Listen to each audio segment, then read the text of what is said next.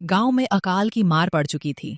खेत सूख गए थे, कुएं सूख चुके थे और लोग एक एक बूंद पानी के लिए तरस रहे थे।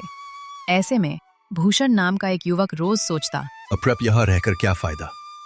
अगर जीना है तो काम की तलाश में बाहर जाना ही पड़ेगा। एक दिन भूषण विजयपुर नाम के गांव में पहुंचा। गांव हरा भरा था, लेकिन उसके पास न घर था न काम। घूमते घूमते वो एक अमीर किसान जगत सेठ के घर पहुंच गया। सेठ जी, मैं भूषण दूसरे गांव से आया हूँ।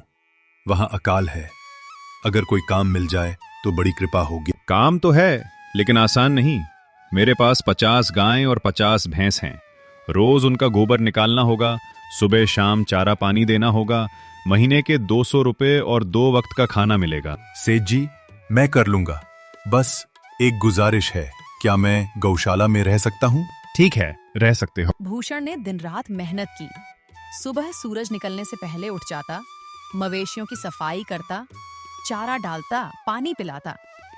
जल्द ही गाय भैंस स्वस्थ हो गईं और दूध भी ज्यादा देने लगीं।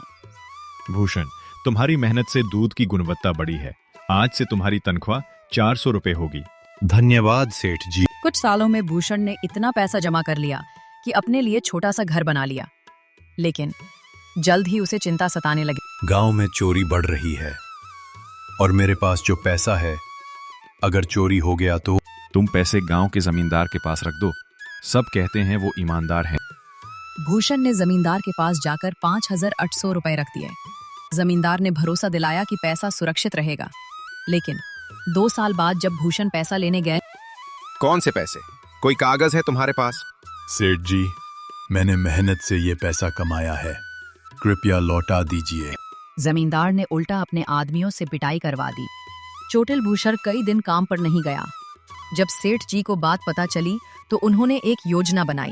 हम उसे लालच देंगे और तुम्हारे पैसे वापस निकलवाएंगे।